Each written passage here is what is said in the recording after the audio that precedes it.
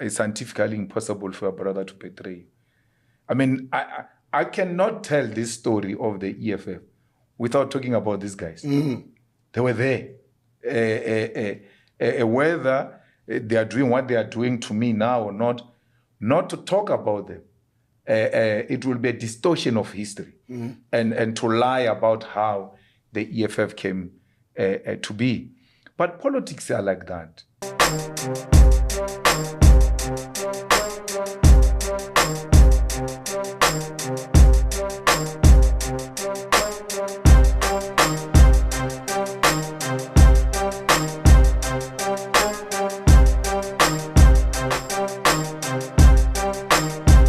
First of all, sicela ukubonga Thixo ntate Modimo. Yeah. The CIC needs no introduction. Thank you very much for having us here at the Matikizela Mandela House. Absolutely. Thank you. You're most welcome. Incredible building. This is beautiful. Thank you. Thank you. Yeah. We named it after the mother of the nation. Yeah. A title that you earn without being voted for by anyone. Yeah. Through your own deeds and your work. Yeah. And I see it's central because everyone from all over Gauteng can get here easily. Yes. And we are at the Gandhi Square. The buses are here. Noord taxi ranks not far from us. So if you want to serve the poor of the poorest, you must be where it is easily accessible. Yeah. I'd like for us to start with the NPA. Yeah. How do you feel like it's 2 weeks, 3 weeks away? Yeah. 2 weeks away. Yeah. We're looking forward to it. It's all systems go. There's very little logistics here and there that needs to be tightened up, but generally the most complicated, difficult things, both administratively and politically, are resolved. We've had our own provincial general assemblies where the delegates that are coming gathered together under one roof to prepare both discussions of the discussion documents and the leadership. And there's no single one of the provincial general assemblies of delegates which had even a minor incident. Yeah, so before you arrive at the NPA, through these PGAs, you are able to see what is a possible outcome. Yeah. Do you think you'll reemerge? Well, I've not had any problem so far. Everybody else that have come to speak to me have said I need to make myself available. Yeah. Yeah. I'd like to also get into your story. You're such an inspirational figure. Yeah. Congratulations for everything you've achieved over the years. Thank you. You have told your story numerous times here and there. Yeah. But for our hustlers here, maybe getting into your youth, how did you get into politics? What type of a upbringing did you have that led you into youth politics? Well, I come from a township called Seshego, a section called Masaganing. The reason why it's called Masaganing is because the people who came to reside there, they were forcefully removed from their land, called Distening, just outside Polokwane, because they were closer to white people's area. So they had to be pushed away like any other township establishment that we came to experience. And when they were moved from their houses, they were moved into apartheid houses which had windows, and they could not afford the curtains. So they took the bags of mealie and used them as curtains. So they used masaka to close the windows. And then as a result, that place was called Masagani. Without any role models, without any serious development, everybody else there was poor, and the most high-profile people were criminals. We have seen crime when we were young. I mean, I remember I was telling the story that there was a guy who was well-known in the area. He was a member of a gang called 21 Jump Street. He was stabbing his girlfriend, and the girlfriend was carrying the child. And then the girlfriend had to use the child to shield herself, thinking when this guy sees the child, his conscience will come back and stop. No, he was even stabbing the child. That is what we have experienced. And everybody, very few families had people who were educated. There used to be a company, I think we must do a class action against it, which used to bring, buggies to come and collect young people, called DRM, direct marketing.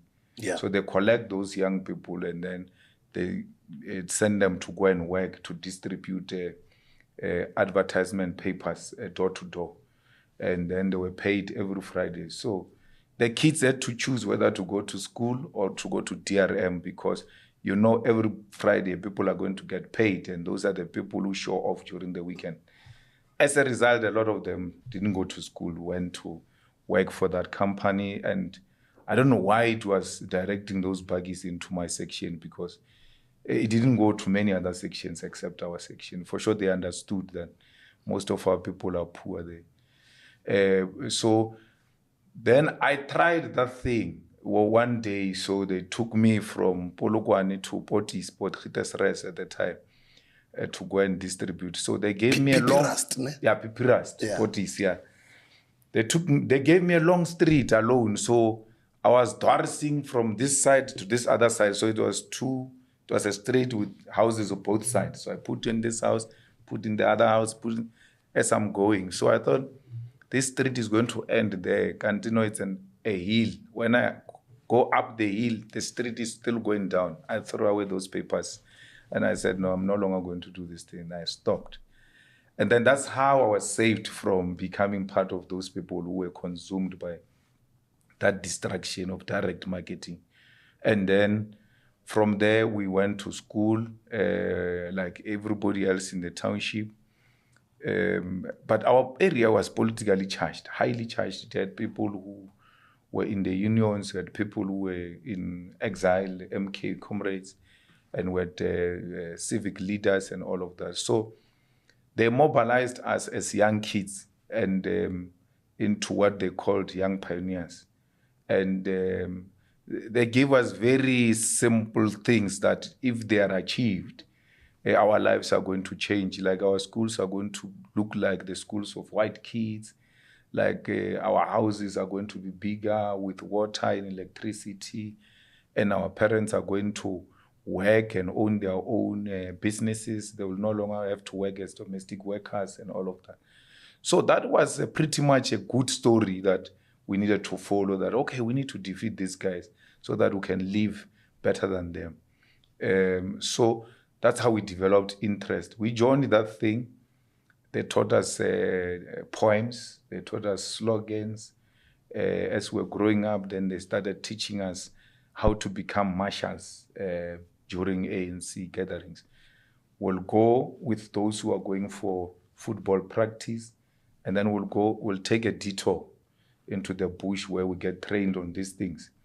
And then we're not given real firearms. I mean, they were wooden firearms that were given to us to teach us how to use firearms. And we became political like that. And I was like between 9 and 10 years. And you can imagine between 9 and 10 years, it means you have never been a child. You have never had an opportunity to play as a child. And there was a year where they said, we're going to exile. And when I look at the year and now, I actually realize people were coming back from exile. So why were we going to exile?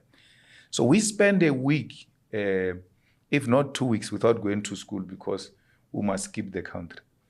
But every time we have to leave, there is an excuse that is given that someone leaked information, that the Boers have blocked, the leadership said there must be a delay. So on a second week, I decided, no, I'm going back to school. Because my mother is a domestic worker. She goes to work early hours of the morning and she assumed I went to school. But I didn't go to school. I was part of this group that was intending to leave the country. After 2 weeks, I went to school and were beaten properly for not coming to school. During those times, if you don't come to school, whatever the explanation, you're going to receive lashes. There was still corporal punishment, yeah, corporal right? punishment. Yeah. So most of my guys who were with me in the group didn't go back to school because they knew the consequences. So there were two things. You're going to be beaten up there and you must not talk. Where were you? Because if you talk that you're going to exile and what, then you sold out. Who was taking you to exile and all of that? So you had to receive your punishment and not talk. And the rest of these comrades said, we're not going there.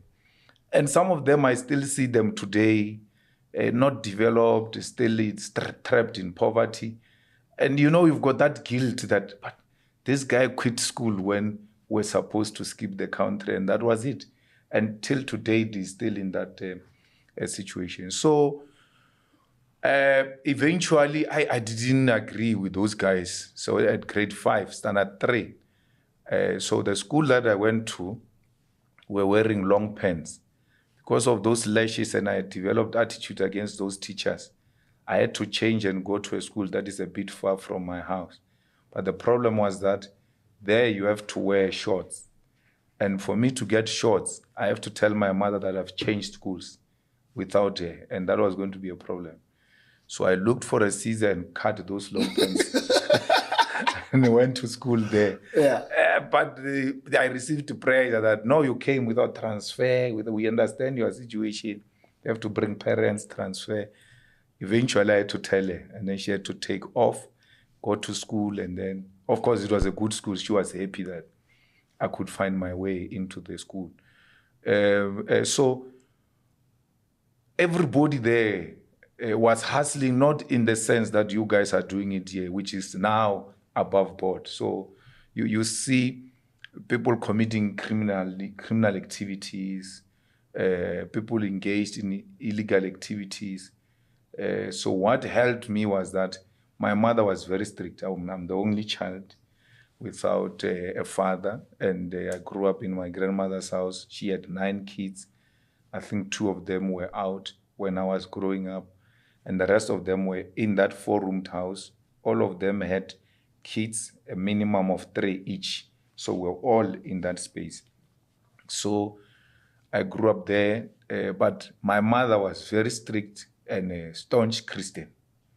To an extent that even my peers and some community members were very scared of her. So when these guys, my group, goes to steal somewhere or goes to commit crime or something, they will chase me away. Or go home because we don't want your mother coming after us. So if I'm not home around 5, 6, she started going around asking for me. Did you see Silo? Where is Silo? No, we saw him passing this way with some guy. She follows that. Then she disrupts the whole plan. So as a result, they said, no. What about when you must not come. That's how I escaped that thing. I've never gone to a police cells for criminality. I went for student activism. I've never been accused of any other wrong things that my peers got to be accused of. I've never smoked dagga, because the first day I tried smoking dagga, I went home and my mother was not there, and I cooked because I was hungry. And I couldn't cook. The munchies, so I couldn't cook. I messed up the whole place. And when she walked in through the door, she was like, did you smoke that? Yeah. So I was like, hey, Bajimos is too obvious. Why would she know I smoke? So I was thinking maybe it's showing on the face, but later I realized, no, I caused a mess. Yeah. And she was like, why would you do that? So then I said, no, I'm not going that direction. So one day my guys go, they steal alcohol in some shebeen there. Then the following day they call me, come. We went to a bush, so we drank. I started drinking alcohol with that thing, gin, mulomwampia, Gordons. Oh, Gordons, yeah. Mulomwampia. So I get the mix it. I'm better. So my grandmother's house is here. Opposite, it's a shop where we always gather as boys. So we're coming back drunk, and I know I can't go in there. So I must wait for her to sleep before I go in. But she can't sleep without me. She starts the usual thing. She starts looking for me. Yeah. As she comes out, I can see her. I run.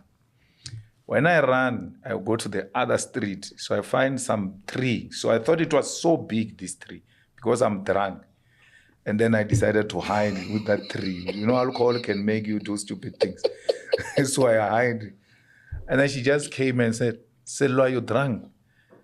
Hey, I didn't respond. She started crying. And I knew, okay, this is what she has been praying about all her life, that this guy must never drink alcohol, must love the church, and all of that. So that's the kind of protection I received, and I think that's what saved me. So politically then, I then arrived in the hands of old men. So I only came to socialize and do politics with my peers, like same age group in the EFF or younger. Even in the youth league, everybody else was older than me.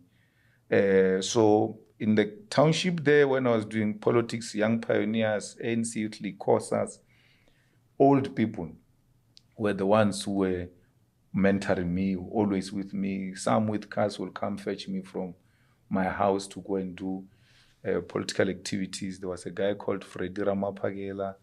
There was Lawrence Mapolo, who's the chair of the EFF now. There was Thabo Magunyane. So and then there were no phones. So when I'm relaxed at home, a car will just stop, and then they say, hey, let's go. We're going to put up posters. Let's go. There's this 1, 2, 3. So I had no room now, either at home, in the township, my mother is there. Even when I'm out of my comfort zone, I'm in the space of these elderly people of the ANC, who we grew up looking up to them, and we still look up to them, and we appreciate the privilege of being in their presence, because not only do you get wisdom, food is guaranteed that day. You're going to eat very well, and then there will be drinks and all of that. To an extent that some of them started taking us to social gatherings, to alcohol places, and you are there, a beautiful girl walks in, is your classmate, you are scared of her. And then Grootman says, yeah, that's your age size, go and attack. You must bring her. Not for the Grootman, for yourself. Yeah. You're like, let me go. If you are fortunate, she sits on the other side. You go and chill with her there. You don't go back. You don't tell her anything. And then when she leaves, you go back and say, no, we're fine. It was sorted. There's no problem. But you never said nothing. Because you're like, if I come back without this lady, this Grootman is going to think I'm a fool. Yeah. And then this lady, if she turns me down, how am I going to look at her at school?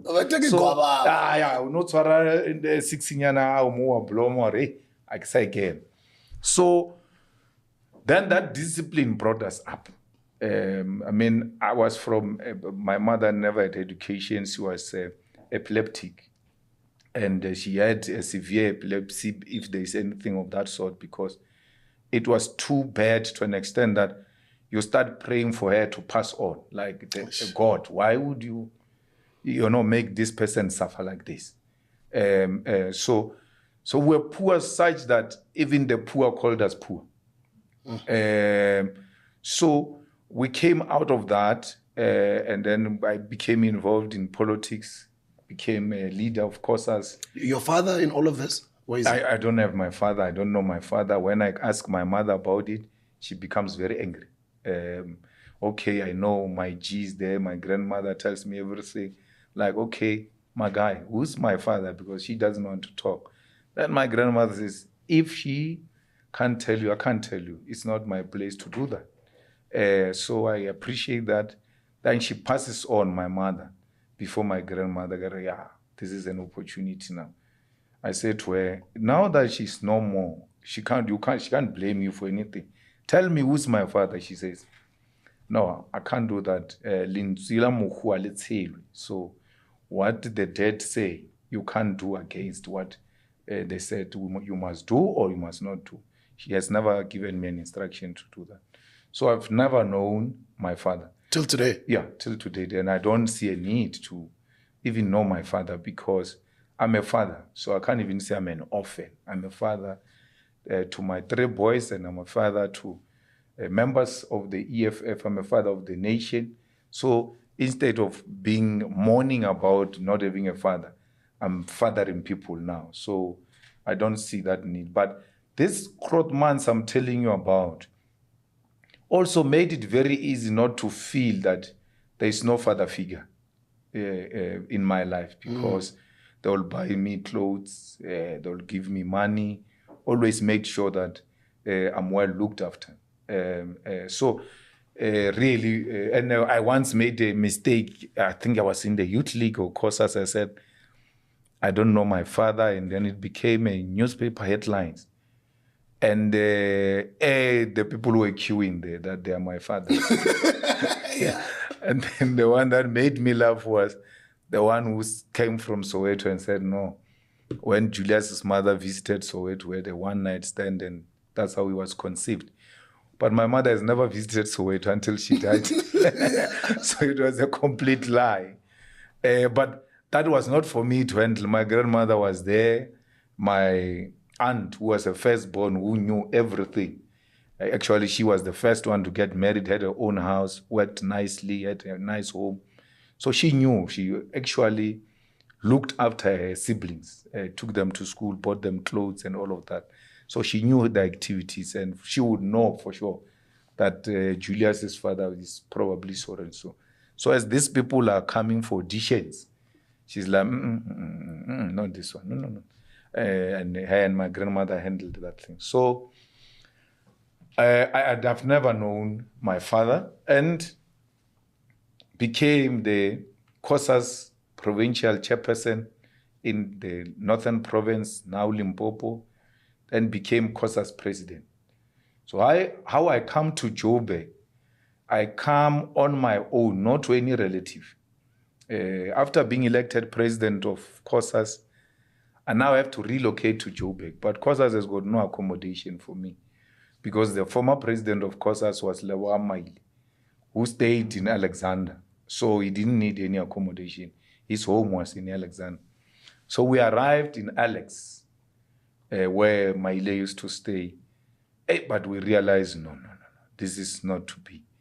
The environment was not conducive. I mean, we come from poor province, rural province, and all of that. But our conditions were way much better than the conditions of the people of Alex. So we're not seeing anything better. That's how we then moved to Hillbrow. There used to be a Hillbrow hotel opposite. There used to be a place called Fontana. Yeah, I remember. Fontana had a spa. Yeah, they used to sell nice pies there. Yeah, and then there was a rolling chicken. So that spa had a class. I remember and that chicken was rolling 24 there hours. was High Point Godimo. Yeah, so we were staying there. I think 6 of us in a room. And then we would pay per day. So we stayed there, I think, for almost 8 months. Then relocated to Ponte. So Ponte is that tall building in Hillbrow, which used to have a Coca-Cola advert later. I think it's called Vodacom now. Vodacom, yeah. So we stayed there. And one day I was in the lift. So I used to walk from there to here, Shella House, to come to COSAS offices. And then we moved from Shella House to Lithule House, Marshalltown. Used to walk from there to Marshalltown, ANC offices, because that's where COSAS offices were. And then one day, I was in a lift, and then these big, giant Nigerians came in with another Nigerian in the lift, and I was there alone. And then they were asking this person about, is this what? Is this what? I forgot the name of the place they were asking him about, but that is next door. So the guy was saying, no. They hit him with a varam clap, like, wah, in the lift, and I'm there. That thing shaked, like, almost like we're dying now. We're going to be finished in this thing. That's the end of it. So now I'm still going to a floor that is high up there. But the next stop, I got out. Used the stairs to go to my place. And was like, no, I'm not getting to this lift. The following day, I went to explain to Khalima Mutlanti that, this is what happened. He says, okay, you stay at Ponte. Yeah. No. That is not possible. Kinsita, I know that place. Then he facilitated. We came to Fortsburg. There were Joburg housing companies, apartments, which were opposite Oriental Plaza. And we stayed there, and it was a good environment, and also very close to the office. From there, when I finished courses, I went back to Limpopo. I became the secretary of the province of the ANC Youth League now, while I was still president of COSAS.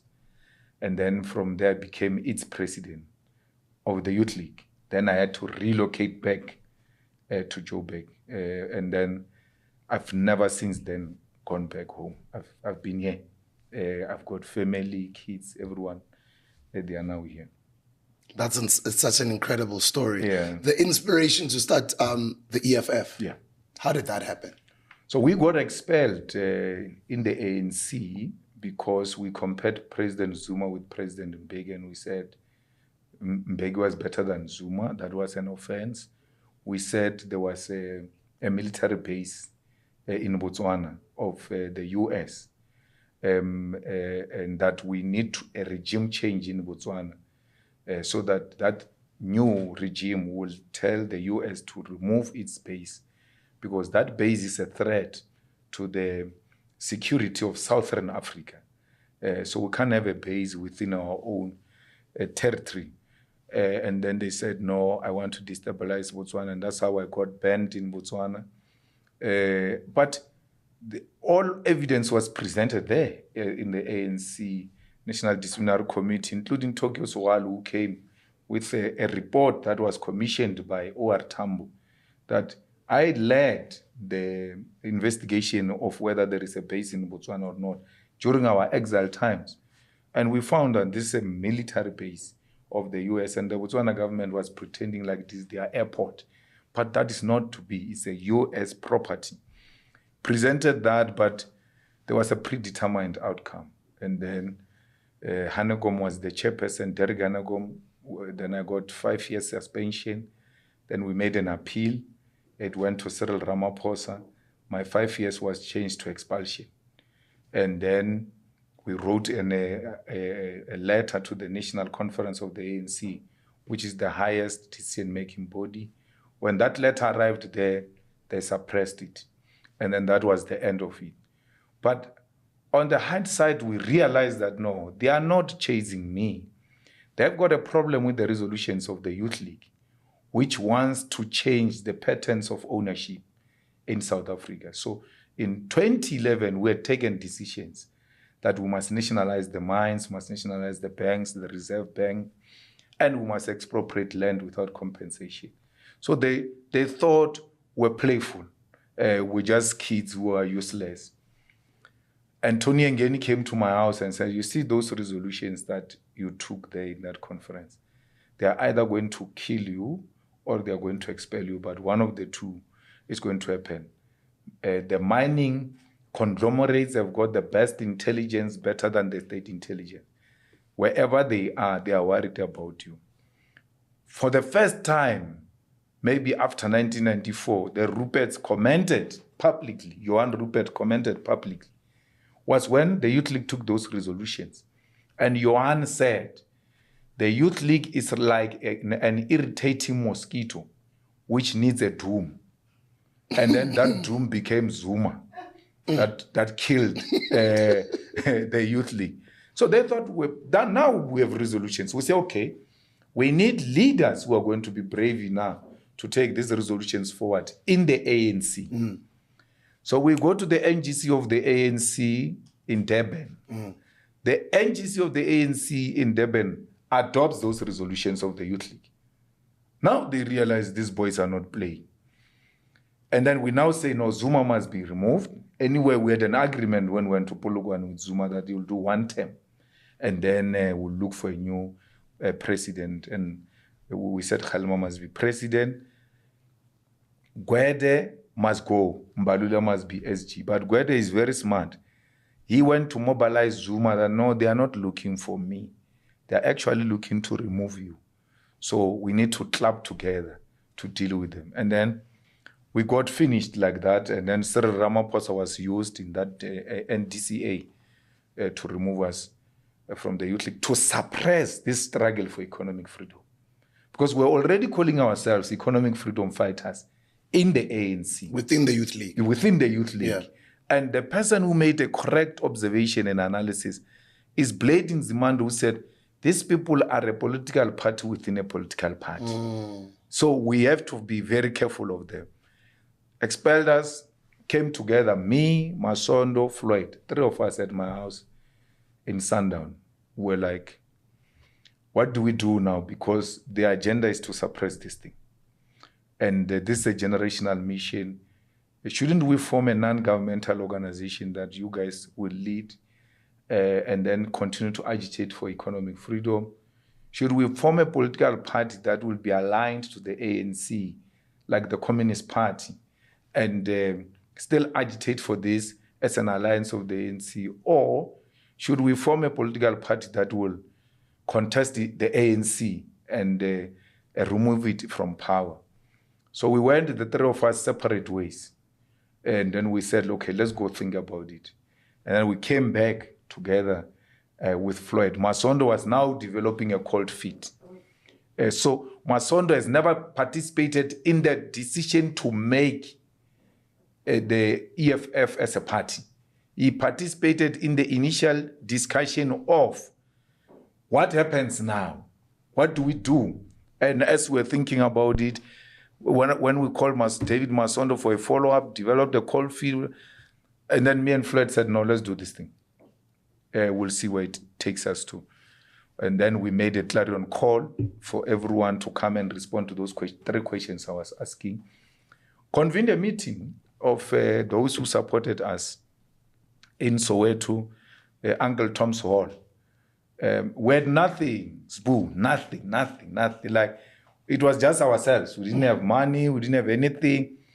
I'm mentioning this because when we were going to book a venue in Uncle Tom's Hall, they wanted 3,000. We didn't have. So we had to call around. We didn't have even in our banks.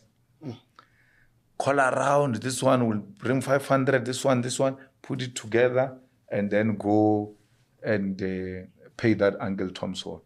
So what is interesting is that the person who had a task to organize that hall and make sure it's available and meet its requirement was Kenny Gunen. He didn't have, he likes playing like he had money all his life. He didn't have 3,000 rand. He couldn't pay 3,000 rand of Uncle Tom's Hall. So we went then, people said, let's form a party. Let's form a political party and then contest power. But I had made rounds before that meeting. I mean, I had gone to Marikana. They just killed people in Marikana a day or 2 after I went. People, they were refusing to receive any politician, but they accepted me. When I was there, they said to me, open your own political party. We're tired with this. I went to West Rand in the gold mines, spoke to mine workers, because revolution without the support of the workers becomes irrelevant. So when I saw the support of the workers, then I said, this is the way to go. And eventually we agreed. And then we formed the EFF to continue the struggle for economic freedom in our lifetime, because every generation must have its own mission. Mandela's generation was political freedom in our lifetime. Many did not live to realize it. Few of them lived to realize that generational mission. They made that determination in 1944 in the Youth League Conference. They said political freedom in our lifetime. It took them from 44 until 1994. And we had to now make our own determination as to, as a current generation, what is our mission? We said political freedom came, but political freedom without economic freedom is meaningless. We need to own the means of production. We need to own the land. We need to own the monopoly industries because we are nothing. We will continue to be laborers if we don't own those things. And that's how the EFF came about. Did you get any death threats at the time? Was your life in danger in some sort of way? Yeah, it was. We received a lot of death threats. Meetings of the EFF were disrupted violently. People used to threaten us with firearms in EFF meetings, to an extent that EFF people were now beginning to be tempted to carry the weapons themselves. And we said, no. We are going to conscientize our people politically. And everywhere where such things showed their ugly faces, we exposed them. And remember now, that is 11 years ago. The social media is coming. Yeah. And When the ANC people disrupt, people are able to film, take them pictures, put them out there. So it started being an embarrassment for them. And even the IFP tried to stop us in the KZN, and we said, no one is going to stop us. We're going to work everywhere. And you know what helped us? I said to Floyd, hey, my guy, we're not going to go back to Limpopo and then remove ourselves from the center, because if we are going to launch a fight back strategy, it has to be done from the center. You can't launch a fight back strategy from Malamulelo or from Masagani. You won't get even a simplest media coverage. So we had to fight from here. So as we're hustling, fortunately, we had made some savings as individuals. So those savings came. But personally, I was in more trouble because SARS was now on my case, taking everything that belongs to me. The police were now arresting me for alleged corruption in Limpopo, as a way of trying to distract me. But I knew I used to save money, man. But, they were deducting it from my bank account, but I didn't remember the name of the company and all of that. So one day I was driving on Greyston. I see a sign of Old Mutual. No, these ones are the ones who have my money. So I went there. After SARS took everything, and I'm staying in a rented house, I gave them my ID. I said, no, I want my money. I've been saving money. They took my ID. They said, yes, you've got two. There was the one that I started saving before 2010. When they announced 2010, we thought it will never come, that thing. So we started putting money with the hope that by the time it comes, there will be a lot of money we saved, and then we'll withdraw from it. But when 2010 came, I didn't need that money. I was the president of the Youth League. So I didn't have to buy any ticket or do whatever. I was already in Joburg, so I went to stadiums as invited guest, and I had a place in Joburg. So I never bothered to take that money, but they continued to deduct even beyond 2010. Then I had savings. I think I had almost 300,000 or less, not more than that, which I withdrew the 2010 money. I think it was not more than 50,000. Put together, gave my landlord money for the whole year. And then that's how I continued to stay in Joburg for a year, to buy ourselves time so that we can launch this thing. And when people realize that these people are determined, like they are pushing their own thing, only then people started putting some money to try and support us and to be where we are. And you also openly speak about Mazoti's assistance? No, Mazotti was registration for elections. The IEC. The IEC, because they needed 600,000. We could raise 400,000 plus. And then Mazotti gave us 200,000. So he didn't give us money to form the EFF. He helped us with registering it with the IEC. But Mazotti, I knew him from the ANC. He was a white ANC member that I got used to in the ANC. I don't think Mazotti even now took up a membership of the EFF. If he's a member of a political party, he should be an ANC member, or he has not renewed his political membership and then he just stayed out of politics. I don't know that's his situation now. But to create an impression that it's a product of the EFF is not true. It's a product of the ANC. Yeah, and he helped me not because he believed in the EFF or anything of that sort. He believed in me as an individual and said, no, I need to give this guy support. Then many others. I mean, there was a guy called Jimmy, one of the property moguls in Polokwane, who passed away during COVID. I mean, the guy believed in me. He will give me money and say, it's up to you if you want to take it to the EFF or you want to use it for yourself, but it's your money. I can't give EFF money. I'm a member of the ANC. So, but I love you as a person, so I'm giving you. But he was trying to be clever because the money he was giving me, it was almost on the eve of elections. How do you give me money on the eve of elections? Say, you must choose whether you give EFF or it's your money. Obviously, I'm going to take it to EFF because we're fighting the elections. But I knew he always tried to play smart like that. So that's how we survived the formation of the EFF under all the threats, the social isolation. A friend of mine, we now have a marquee at Durban, July. So a friend of mine, we're still friends even now, Semi Mashita. He used to host the Durban, July marquee. So we were regulars there and all of that. But after we formed the EFF, we go to Durban, July. I don't know if it was 2013 or 2014. It must be 2013. And we go to Durban, July. I speak to Semi. Semi agrees everything I sharp. Then in the morning, off we go there. So I'm with my other friend called Forum. Forum realizes we are now almost close to Semi's marquee. So he advances to tell those guys, oh no, I'm coming with this guy, so we don't struggle at the door. As I come, I see Semi arguing with Forum. Before they knew it, I was here. I was like, hey, my guy.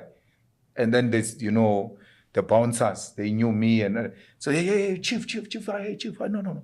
They open without the principal. The principal is still confused. Inside, there is Mbalulas and ANC, big guys inside his mind. So he doesn't know what to do. He's conflicted. So I could see what that guy is going through. And I was saying to Forum, but man, we don't need a social capital of the ANC for us to socialize. We can create our own. And by creating our own, we're teaching other young people that for you to be happy, you don't have to be a member of the ANC. For you to socialize and to be in this kind of places, you don't have to be associated with the ANC people. Let's do our own marquee. And that's how we started doing our own marquee. So the isolation was not only in terms of violence, threats, it was social isolation. It was economic isolation. The business people that you knew, that were your friends, they retreated, all of them. And then you had to fight for this idea alone. And that's why I said, I know what is happening now. It doesn't shock me because I slept one day with 10 friends. And when I woke up alone. No one was nowhere to be found. Yeah. And I know them. And they are still involved in my life, even now. But maturity demand of me to be kind like that. But I know them for who they are. So when they speak, I actually listen to what they are not saying, because that's what they mean. Do you currently feel betrayed? Absolutely. Does it hurt you? Yeah. Come again? Does it hurt Betrayal hurts. Someone says, you say these people are your brothers, at the same time you say they betrayed you. Your brother can betray you. It's not like it's scientifically impossible for a brother to betray you. I mean, I cannot tell this story of the EFF without talking about these guys. They were there. Whether they are doing what they are doing to me now or not to talk about them, it will be a distortion of history and to lie about how the EFF came to be. But politics are like that. Thomas Sankara was betrayed by his closest confidant. And he was not just betrayed like I was betrayed. And I'm drawing no comparison, but I'm just giving an example with a reality that we have come to know about it. He was not just betrayed, the way was betrayed. He was killed through his own friend and his own confidant. So we are lucky not to have been killed. But what they did to us was attempted murder. It's an equivalent of, if they had a way, they would have gotten rid of us. So you can't share trenches with people like that. And this kind of things happen, and then you don't feel betrayed. I mean, Chris and his family should be, feeling the most horrible and terrible pain than what I'm feeling, because Chris get killed on the eve of a democratic dispensation. People were in the trenches with Chris. Till to date, they've never found what was the motive behind the killing of Chris. Why would you not find the motive behind the killing of Chris? Because Julius Malema was not going to carry such a difficult mission on his own. But his own comrades can't find what killed Chris till to date. So there could be individual betrayals in the revolution. I mean, what is even worse, Floyd says our relationship is not that of brotherhood, because the way we're describing it as like a gangsterism. So he calls me a gangster. And why would he call me a gangster? Because I've never engaged in anything that suggests criminality or gangsterism or anything of that sort. And when I get called a gangster, I'm not the one who initiated that.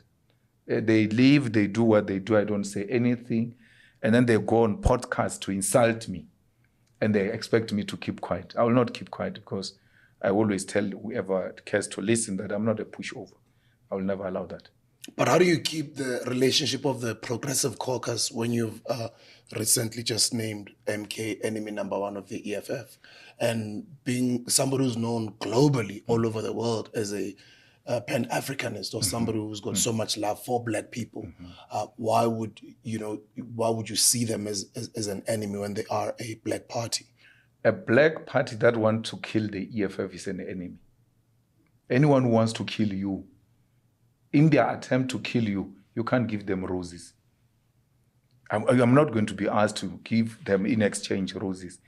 There's no political party in South Africa that wakes up every morning with an agenda of how do we kill the EFF, except the MK. We are in parliament together. We have adopted a progressive charter in parliament.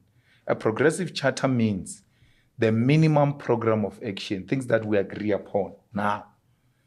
And when you look at the clauses of the progressive charter, are actually the 7 non-negotiable cardinal pillars of the EFF. We just took them into the progressive charter and they adopted them the way they are. So I cannot say, because this paper is now presented by a different person in parliament, even if it means what I stand for, then I must oppose it. We're elected to work together in parliament with everyone, but we don't have to agree. So with MK, there are certain things in parliament that we agreed on. And till to date, even when we've declared them an enemy, we're still working together on any matter that we agree on. We've never declared MK a strategic enemy.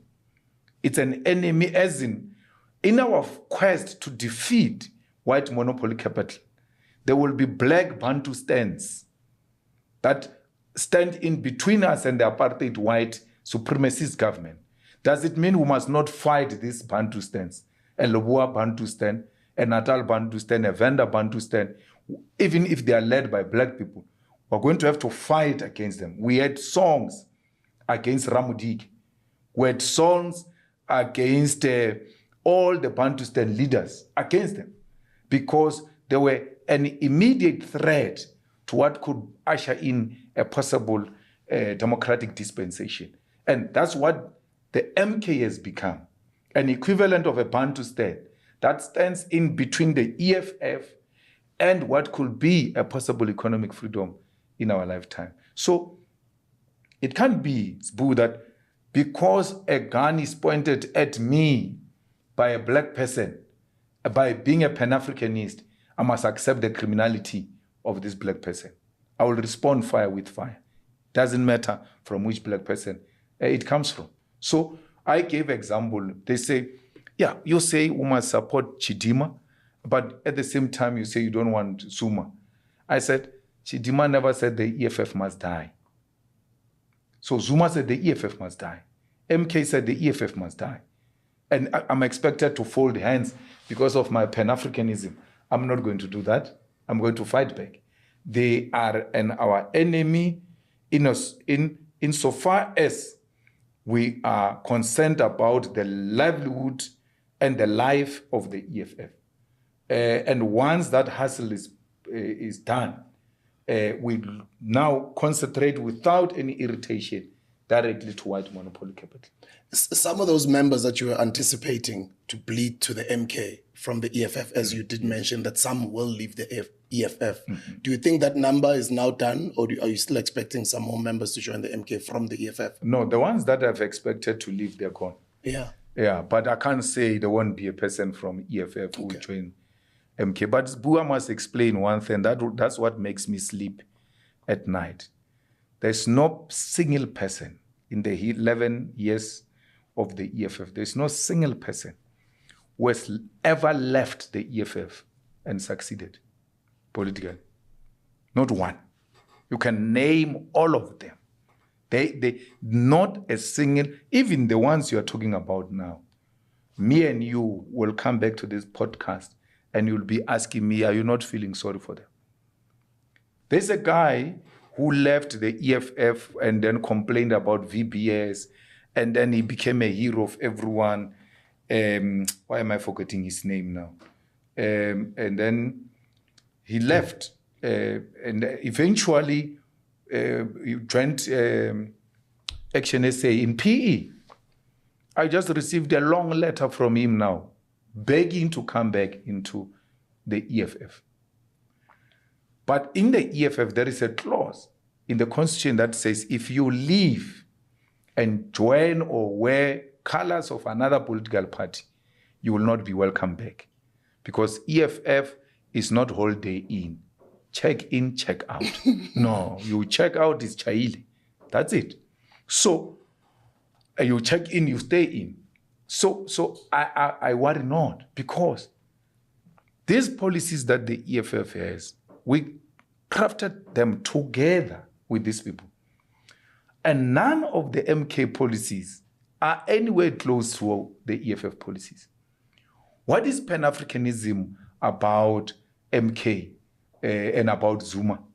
Zuma had all the time to unite black people. Why isn't Zuma united black people? And then all of a sudden he wakes up at 82 years and then he thinks he can unite black people. Zuma was in exile, was in the ANC, Natal, national, president, deputy president, all of that. He has never said black people must come together. Since when is Zuma wanting to give us a land? Because we said to Zuma when he was a president, here are the numbers of the votes of the EFF in parliament, which gives the ANC 2/3 majority. Let's expropriate land without compensation. Zuma refused, rejected the offer of the EFF to expropriate land without compensation. Why would he come now and say, I want to expropriate land? When did he realize that land can be expropriated? We were beaten up, not only in parliament, in the feast must fall. Kids were arrested into jail. Some of them, their careers were destroyed. Zuma was the president. The ANC Youth League was killed and destroyed under Jacob Zuma. Which unity are they talking about? Jacob Zuma now says, let's collapse the EFF under me and let's form organization of black people, and all of a sudden we want to fall into that temptation. When Zuma has got no such track record, but the EFF has got that track record of uniting black people, of uniting Africans, of fighting for Africans. It's the EFF that brought Africans under one roof, more than 120,000 of them in FNB Stadium. It is the EFF that has gone beyond the borders of South Africa and has got EFF Namibia, EFF Zimbabwe, Nigeria, EFF this. This EFF has practically demonstrated that it has got the capacity to unite black people. It is the EFF that went to close cliques when the hair of black Africans was ridiculed as not being a quality hair. We went to close cliques. Cliques went to apologize and had to go and give poor communities sanitary towels and so on and so forth. This EFF. It is the EFF that confronted white racism everywhere and protected black people to an extent that even black people who are not members of the EFF, who don't vote for it, use it at their workplaces and in any other place where they are threatened for their own protection, because we've given black people a solid weapon that they can use to advance the struggle of blackness and Pan-Africanism. Where did Zuma do that? Which farm was ever closed by Zuma's protest? Which white capitalist was ever confronted by Zuma? And today he says to us he can defend us. Where's Zuma when it comes to Palestinian question? Where does Zuma stand about us owning our own banks and mines from white capital? Why are we not being told of the white capital that is behind the formation of Mkhonto weSizwe? And then it's all pretentious. I mean, that racist boy you used to work with, Gareth Cliff, says everyone here agrees that Zuma was the best president compared to Ramaphosa. All white people that I've interacted with, including the most strategic whites. Why would whites think like that about Zuma compared to Cyril that we all know? This is the puppet of white capital. The white capital says Zuma is even better than our puppet. Why? Because Zuma has never been a threat to the establishment. He has never been a threat to the status quo. He has never been a threat to white monopoly capital. So they're like, he needs to come back because under him we're doing well and there's nothing of us that got to be tampered with. Even when Ramaphosa has given them government and said, this is a government of national unity, come white people, let's govern together. They still say, no, Zuma is a proper person. Why? Why would the people, our own oppressors, have so much praise for Zuma if Zuma has got such progressive policies? In the policies of MK, tell me of a single policy that suggests they are left. There's nothing left about them. There's nothing progressive about them. Pregnant girls are going to be taken to Robben Island. What is progressive about that? Pregnant girls, teenage pregnancy. Most of the teenage pregnancy happens as a result of rape and is done by their uncles, is done by their neighbor, is done by their teachers and so on and so forth. And then a meeting is held in the family that this becomes a family secret. No one must speak about it. So when you say, I'm taking the girls who are pregnant to Robben Island, what about the boys? And how are you going to know the boys? Because you only depend on these girls to tell you we impregnated them. If they don't say, it means they're going to go to Robben Island. Even the most brutal regime of apartheid never took young kids, girls west, to Robben Island. Zuma says he's taking them to Robben Island. So we cannot, in our rightful mind, close the EFF for such ideas. We are refusing. Look at the composition of the MK leadership. There's no gender reflection or representatives. It's a all male squad. And what makes matters worse with such parties that the leadership gets appointed.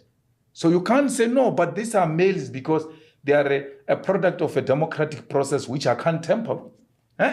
You are the one who appoints. You appoint out of 9 males, you appoint 1 female. And you say, I couldn't see any other female. And then you call that progressive. And what is even worse, there are girls who were pretending to be feminists who are now supporting such an organization. We cannot close the EFF for such nonsense. The EFF is the progressive organization that needs to be protected by all of you black people because it's the only organization in the recent past that has demonstrated beyond any reasonable doubt that it is for black people. As we're wrapping up, my 2 last questions. Sure. The rumor that was all over social media and out there that Dr. Mbuyiseni Ndlozi was banned from the NPA. How true is that? And a follow-up question to that would be, are you intimidated by Dr. Ndlozi? Well, it remains a rumor because in the EFF there's no such a thing. There were no such indications from Dr. Ndlozi to us that he wants to join MK, or he has not renewed his membership. As far as I'm concerned, he's in the membership system of the EFF, because the day you announce that you are leaving the EFF, immediately the membership officer takes you out of the membership system. I mean, as a person that has been around for quite some time and paying a closer attention to politics in South Africa, for sure you would agree that in my entire political existence, I've never been threatened by anyone. I will never be threatened by Ndlozi or never be threatened by anyone, because this thing is very simple, my guy. If you fight and fight me, I'll fight back. Hey, we're in politics. I'm not in a church where when people fight, I pray for them. I don't do that. No. I don't pray for your fight. I'll fight back, and I'll fight very bad. And I told Floyd at the anniversary dinner of the EFF that you guys are tired of me. Come tell me, negotiate with me, I'll leave. So that's how I deal with threat. When I became the president of the Youth League, I was contested. I won. And I told them a simple thing. And that outcome, they contested it in Mangaung. I said, if they make a mistake of allowing me to be this thing for 6 months, when we go back to the conference, there won't be a contest. And I'm not talking about kids. I'm talking about people who are way older than me. Bosaki Mufukeng, Bosongezo Mjongile, Butike Nisa, Bolawa Maile. They were all on the other side against me. I said, if they make a mistake of allowing me to lead this 6 months so that we prepare the second leg to elect additionals and take resolutions, there will not be a contest. We went to the second leg. They came and said, no, President, we realize now we have to bring this thing together and then no contest. I said, no problem. Let's decide. We finished them on the ballot. None of them came in. Subsequent conference in 2011, I came back uncontested. Not against kids, against old people. In 2011, Zuma never wanted me. In 2008, Zuma wanted Saki. I won against Zuma. That's why I always say I've always won against Zuma. In 2011, Zuma wanted Lebogang Maile to be president. Meetings were held at Zuma's residence at Forest Town, planning to remove me. As state president, I defeated that thing with all the resources and experience he had. I was not contested. You can't say he was abusing his power and suppressing the young people. It was Zuma. It was elders. It was people who are in employment, who are older than me, who said, this time we're removing him. I defeated them. That's why they had to remove me the way they removed me. I didn't only defeat them in the Youth League 2011 conference. I went to be elected as a leader of the ANC PEC in Limpopo, directly elected of the ANC. So that's how much I don't feel intimidated, because I'm very good at this thing. I told you I've done it from 9 years. I didn't meet it because I was hustling without a job and someone said, no, can make quick bucks here. No. It's in my DNA. It's in my veins. This is all you know. This is what I know. And even when tendency come, I can tell you from a distance. They tried to launch an attack on my leadership in the Limpopo EFF conference. And I told Vuyani there, I said, I can see what they're doing. They make sure that all the progressive people who are standing don't get elected, and then elected useless people into the leadership. When I went to close that conference, I said, you must never think I don't know, I don't see what you are doing here. People can go into the archives of that conference. I said, you must never think I don't see what you are doing here. But when I come back to fight back, it will be very painful. And as a result, I removed that provincial chairperson and secretary and all of those useless people that they imposed in Limpopo so that they can undermine the progress of Limpopo EFF. Removed them. When Floyd tried to argue, I pointed him to the constitution which said the officials of the EFF have got a right to remove any elected official who is incompetent. The intellectual was trying to say, I said, yeah, it's in the constitution. And I can guarantee you that clause was put by Floyd. And I know for sure he was targeting someone. He didn't know that it's coming to bite him. And then when we went to another meeting, Dr. Ndlozi repeated that argument of Floyd, that no, we did it as officials, then went to the War Council and took a decision that they must be removed. Dr. Ndlozi said, you can't remove the elected officials and all of that. It was Floyd who said, check clause what. Now it's an official's decision. Floyd can't disassociate himself with it even when he doesn't agree with it. Now, Ndlozi repeats that in the War Council, which is responsible for day-to-day running of the organization. Floyd says, check what clause. He says, no, there's no such a clause. They take the constitution and give it to the intellectual. When he page it, I say, in my typical way of doing things, I say, don't read it alone, read it loud so everybody can hear.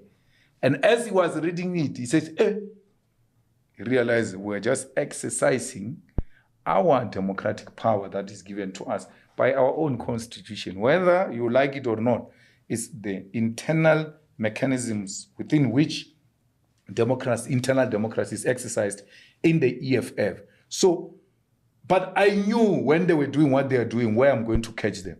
I didn't have to put up a fight. I didn't have to disrupt the EFF conference or its running, and I had to know this is what they have done, and they think they've catched me. I'm going to catch them on the other side. All I'm saying is, when you hit the other side, I'm not going to give you the other side. I'm going to hit back, and I'm going to hit twice.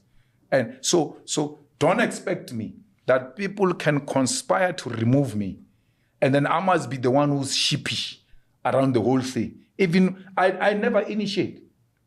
I said to all of these people who are causing trouble, I've never had a meeting with anyone to fight you. But you guys go sit and decide to fight me. And when I respond, I'm the problem. But no one noticed when I'm being attacked. No one noticed. They only notice the response. They don't notice the attack on me. And that has been my life, is Buddha, because I come from a poor family. I'm nobody. And people think, who is he to tell us what to do and what not to do, or who can undermine him? But they get a shock of their life, because even Zuma thought he undermined me. Go and look at the video, I've put it there, of Zuma and Cyril and all of them after they thought finally they are done with me after the conference of the ANC in Mangaung. The following day, they had an interview with Ndoro, a breakfast show of the Gupta newspaper after they being elected. Then they were asked, hey, what are you saying about the young man who said he's prepared to die for you? And then Balega said, and no one is prepared to die for him. And then they were laughing, Zuma. You could see that they think I'm done. They in their mind, I'm done. All of them are finished, including Cyril's time is done. I'm still here. In some farm, go Free State. So Zuma is in the village. I'm still young. The age is on my side. Doesn't matter what they do. I'm not going anywhere. I don't know anything. Even when they expelled me from the ANC, I said, with my poor matric results, even if someone wants to hire me as a cashier, and then they are told, Julius Malema is here, he wants a job of a cashier, they will never employ me. No one can employ me. There's nothing I know except politics, and I will do politics to my grave. My last question, CIC, would be, EFF suffered its first drop in terms of elections. Yes. What are you doing the upcoming elections? Is the EFF finished? Never. The EFF will never be finished. I mean,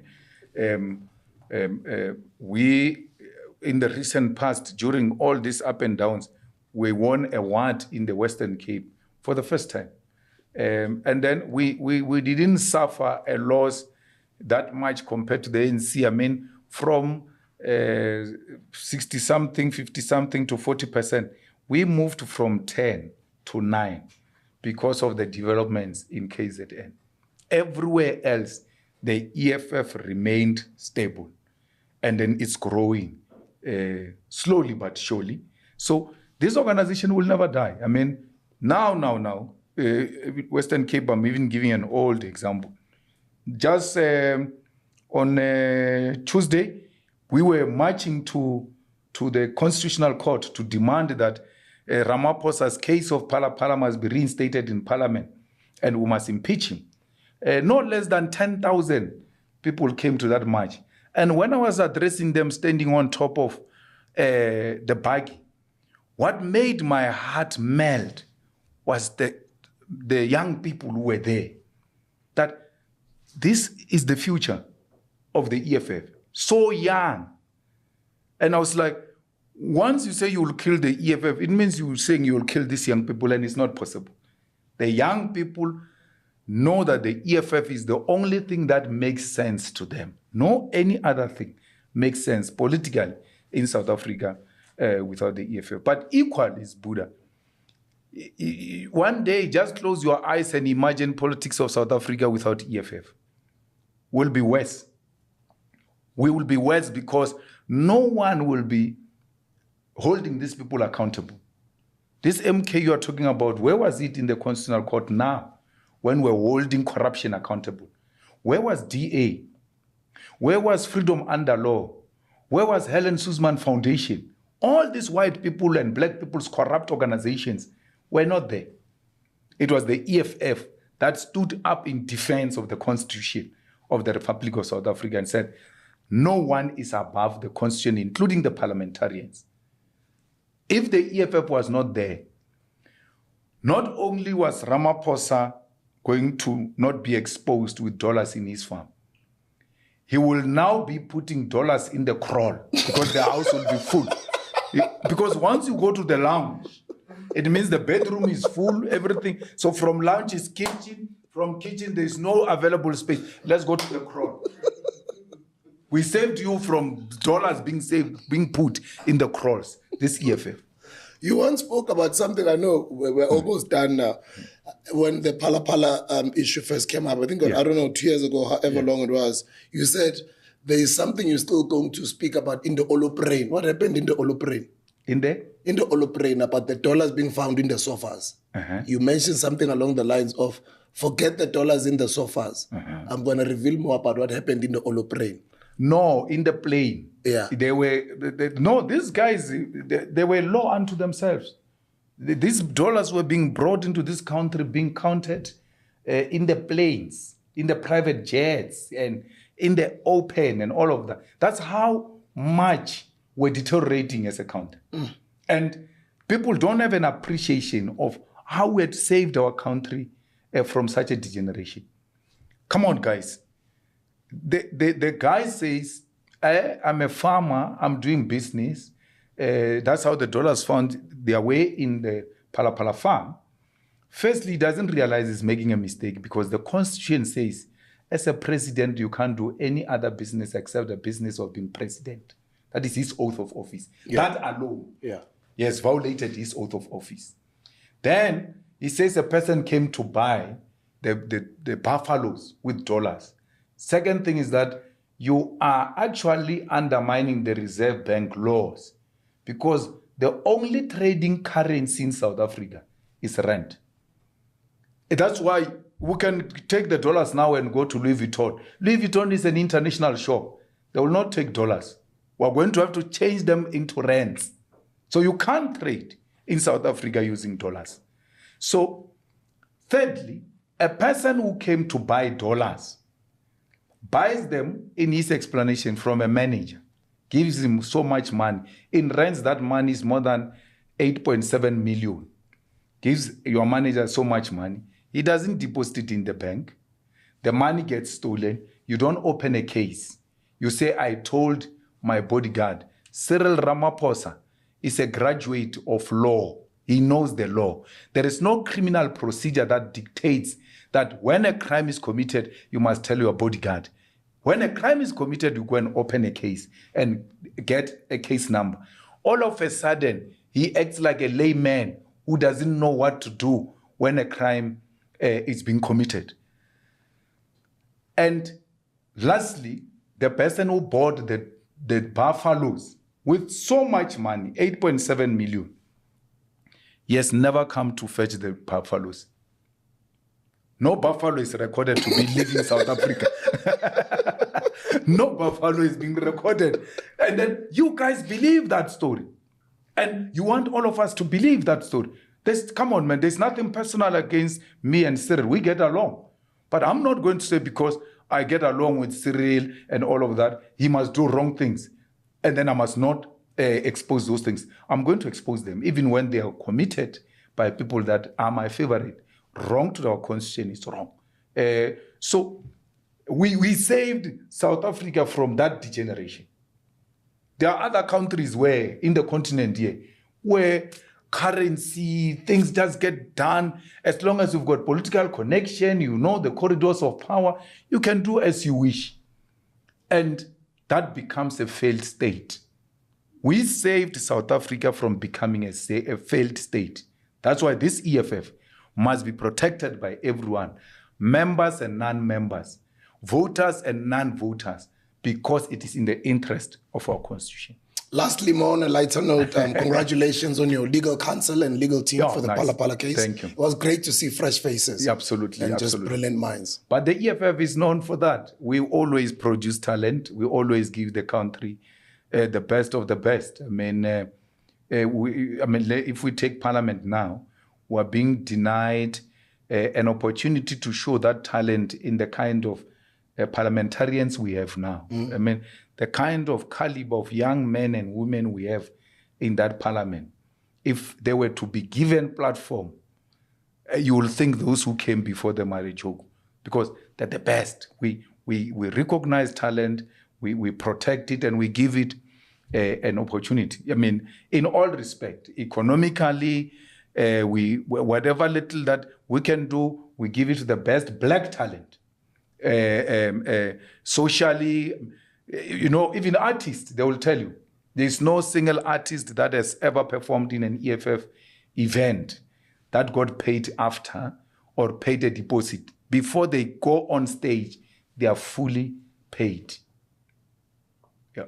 Mr. Julius Malema, the CIC, and at the NPA, I would like to donate a pallet of more fire for the delegates. Let me drink one. Moloko kasi. Yeah. How you bula ya rapella us? Ouch.